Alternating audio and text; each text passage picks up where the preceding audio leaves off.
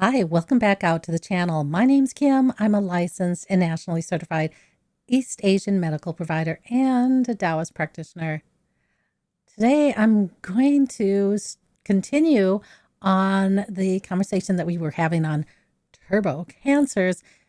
So let's go back and look at the science of why would these scientists even be suggesting that this might deal with cancers. What you're going to notice as we go through this data is there's a real double standard on what industry has to do to get their product approved through the government, and then what we have to do when there is all this evidence that there are safety concerns with their product.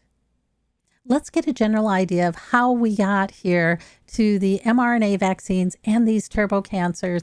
It happens way before the pandemic. It happens way back in 2014 when the president at that time puts a pause on gain of function research. And they put that pause in because in 2013, we had something like 4 major lab leaks of level 4 substances. And then in 2015, we passed landmark legislation. Net neutrality is passed.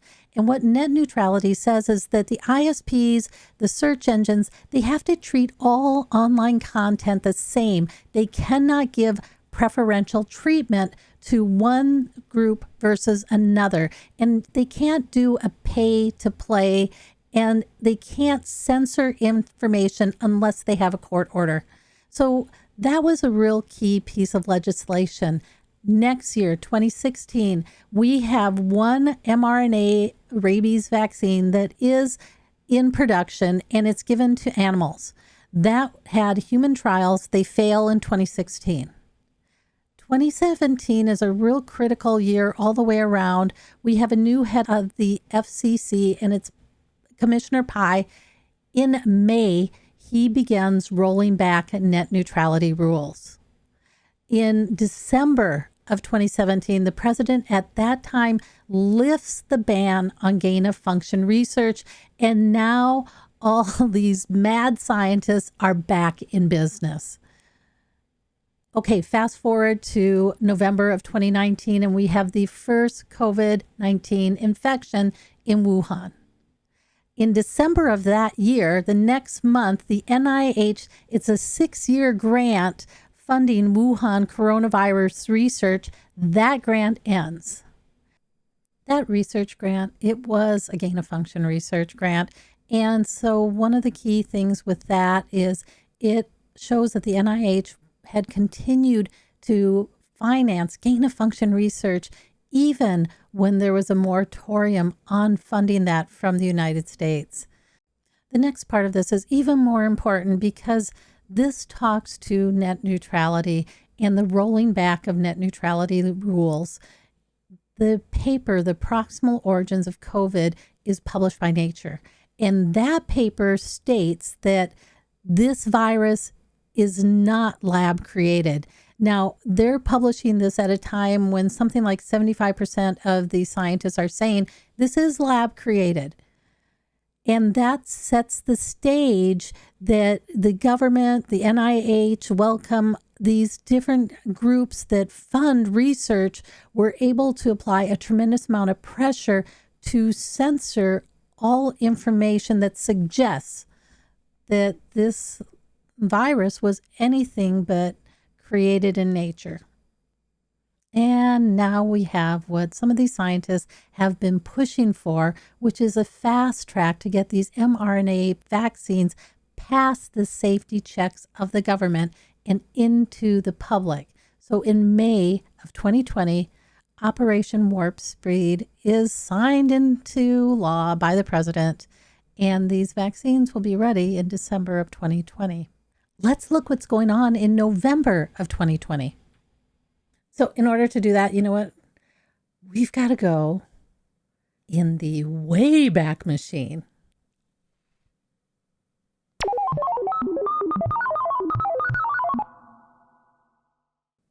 Welcome to the Wayback Machine.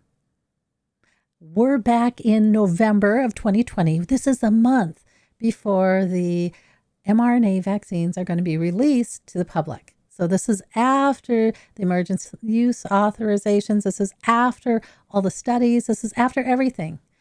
And AstraZeneca publishes this article, and it talks about vaccines. And how do we know if a vaccine's good? There's two components to vaccines to determine if they're effective. One's going to be efficacy, and the second is going to be immunogenicity. So efficacy, sorry, I'm starting to stumble over these words.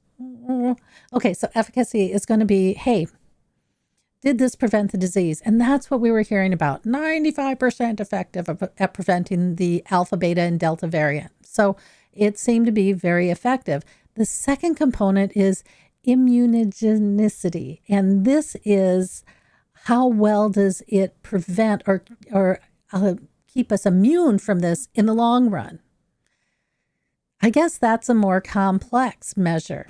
And part of why that's complex is that you have to understand the immune system's adaptive response to this virus. I guess we didn't know that back then.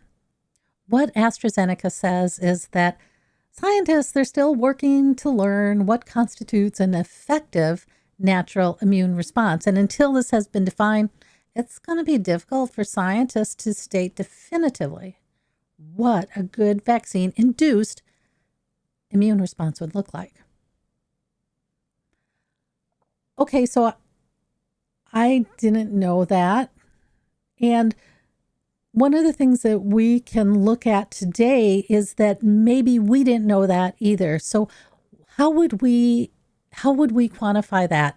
Okay, let's get out of this Wayback Machine and let's jump forward to June of 2023, and we're going to drop in on the Vaccines and Related Biological Products Advisory Committee meeting that happened in June of 2023. And huge name, but what does this committee do? It's supposed to be a committee of independent experts that advise the FDA on what to do with certain products like our vaccines. And this committee meeting was about, should we update those mRNA vaccine boosters for October 2023? So for the 2023 fall season. I want to look at one of the reports that was presented during this meeting, because this report was presented by the CDC. We've just been talking about immunogenicity, and this report talks to that. So let's look at it here. I'm just going to focus on one part of this report. I talk about this whole meeting a lot more in HealthHUB and what it means to you and some of the things to think about to keep yourself safe. So if you're interested in that, check out HealthHUB. I think you should be able to find a link up here or in the video description below or at the end of the video, okay? So let's see here. This is the database information from the IV network, and the IV network is 25 regional hospitals across the United States. It's the largest regional hospitals in that area. And what they do is they track COVID hospitalizations by vaccine status. Here we can see that they're tracking the monovalent and they're tracking the bivalent boosters. So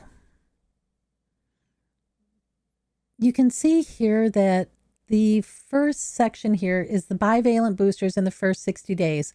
If you go over to this graph is really nice. It gives you a nice pictograph of what we're looking at. You can see it goes from -55 all the way up to 85. There's this gray line here, a little bit off center.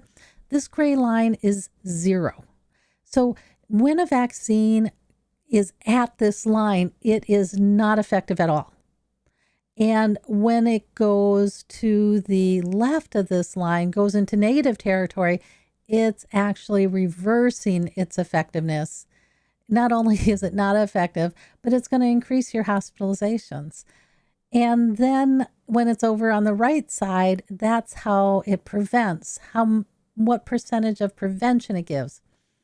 Okay, cool. There's a quick outline of this. So let's look at the bivalent booster. Here it is in the first 60 days after being vaccinated. And what do we find?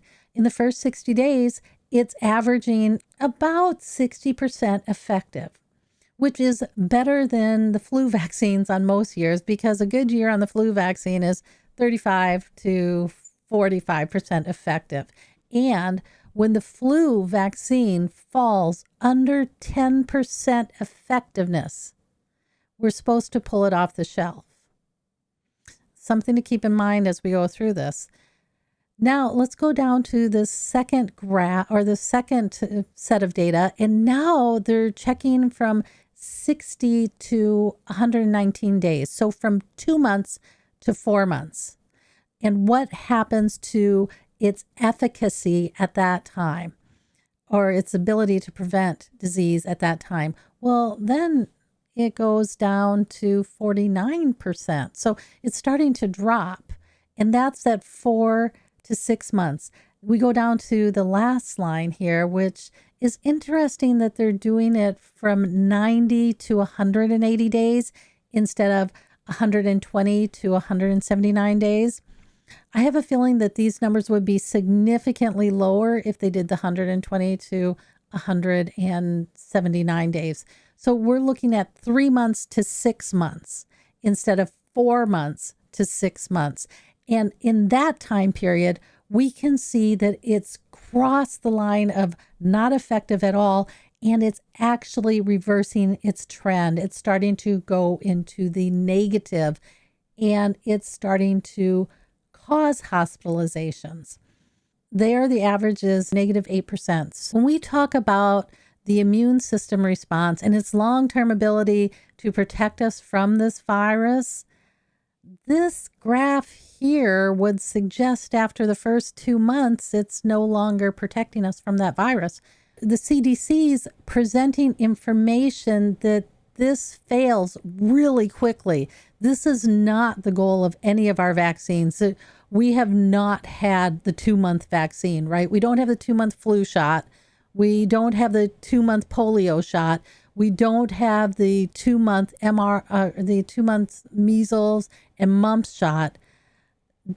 Our vaccines historically have been tested enough to show that they have longer term immunity, and these boosters are starting to fail quickly, which would suggest exactly what AstraZeneca was saying, is that we don't understand the immune response. Let's jump to January of 2022, and this is going to be the month before the court has ordered Pfizer and the FDA to release all the documents that they used for their emergency use authorization. So we are still in the thick of the heavy scientific censorship. In January of 2022, Standford releases a study, and it is Immune Imprinting, breadth of variant recognition, and germinal center response in human SARS-CoV-2 infection and vaccination. So they're looking at the natural infection of SARS-CoV-2 versus the vaccination and trying to identify what the differences were. This study really did identify a lot of critical information. At this time in January 2022, it was a lot of information, and we didn't really have the context. So what they had identified, we couldn't interpret it yet. And I think that was kind of like net neutrality. Back in 2015, everybody was talking about net neutrality and why it was important to have free and open access to everybody. That the ISPs, that the service providers, that the search engines, that they shouldn't be allowed to throttle people, that they shouldn't be allowed to pick and choose which content gets delivered, that they shouldn't be able to force a pay to play, and that the only way that content can get censored is through a court ordered. Now,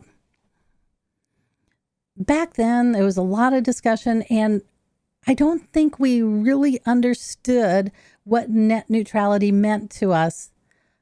But I bet we do now, because since 2017, when the FCC commissioner was replaced, that new commissioner, Pai, I think his name is, he rolled back all the net neutrality laws. So now ISPs, service providers, government, they can do anything. And there's not much we can say because there's no net neutrality rules in play right now. The new commissioner, who I think she just was appointed 2021, 2022, she is now trying to reestablish these net neutrality rules. Now we understand the context, right? So now we understand why it's so important that there's rules that say that you can't censor things without a court order, that you can't decide which content we get to see, that everybody should have open access and open ability to share their content. Now we know. But back in 2015, when the internet was still pretty open and free, we didn't quite understand what that meant. And that was the same thing with this study, because this study highlighted a number of things that we didn't have the context for yet. But over the next year, that context was going to come in. So what did they find? Well, one of the first things that they found, and this was what those people that were being labeled as anti-vaxxers, those doctors that were the bad people, this is what they were saying. They were saying that those vaccines lasted a lot longer than the week that we were sold. And this was the report, this was this research study that proved it.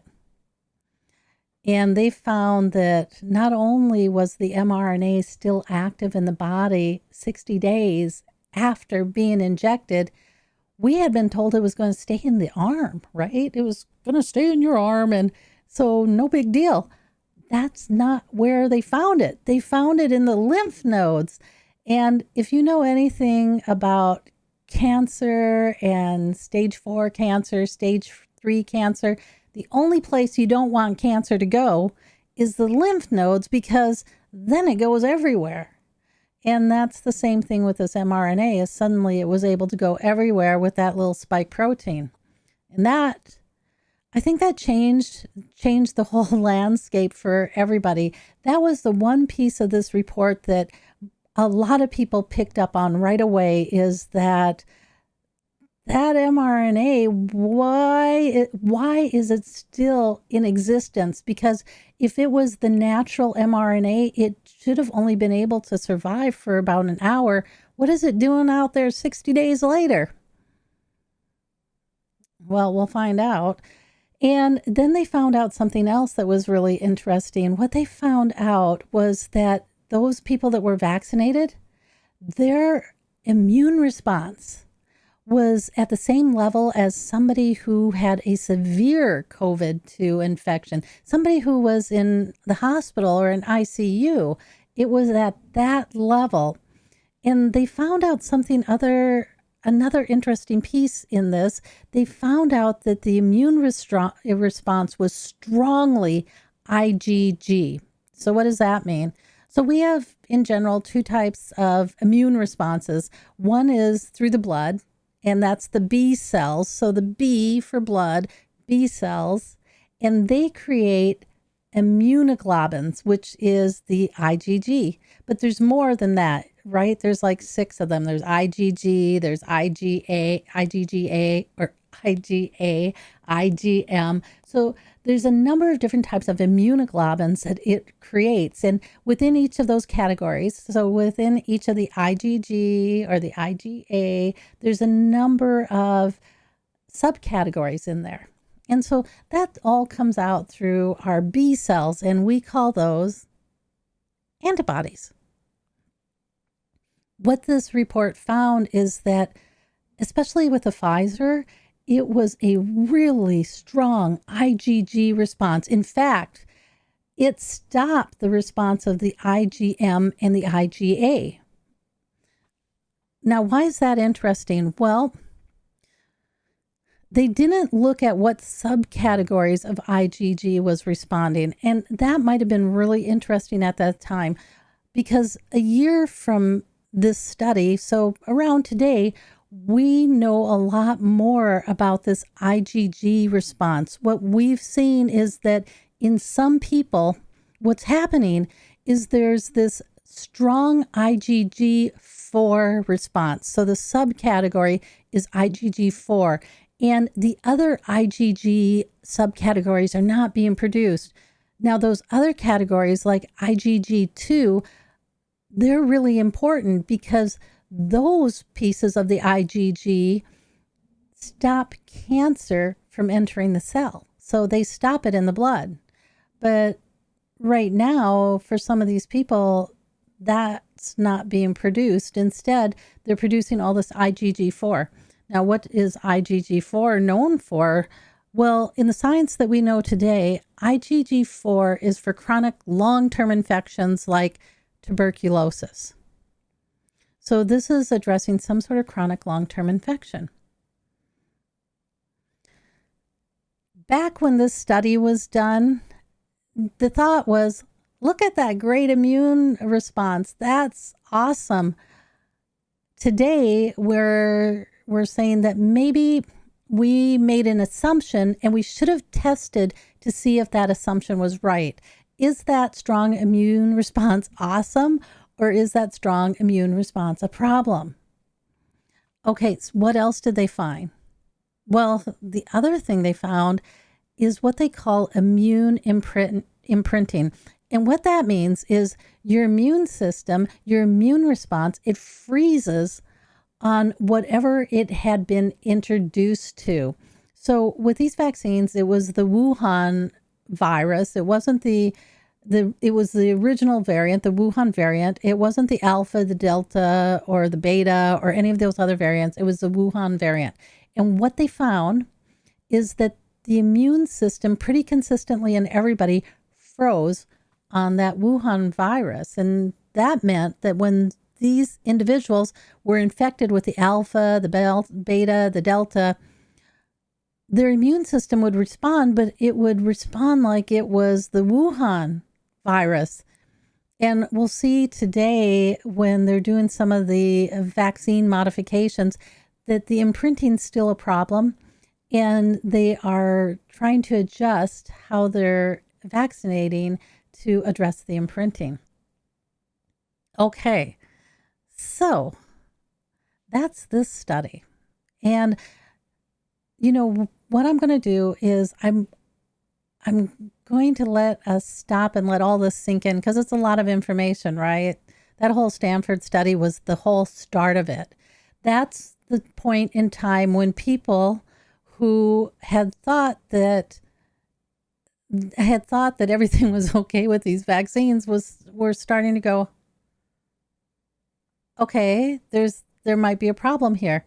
And within this last year, 2022 to 2023, to the end of 2023, the amount of science that has come out has been just overwhelming. So let's go in the next episode. We're going to look at what Pfizer used to get their emergency use authorization. And then we're going to look at some of these amazing research studies. And let's see if we can't see why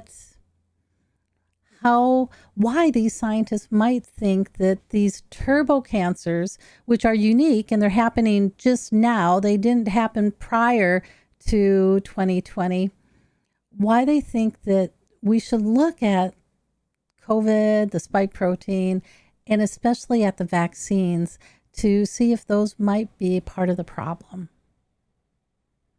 Okay, until next time, I'll catch you on the other side.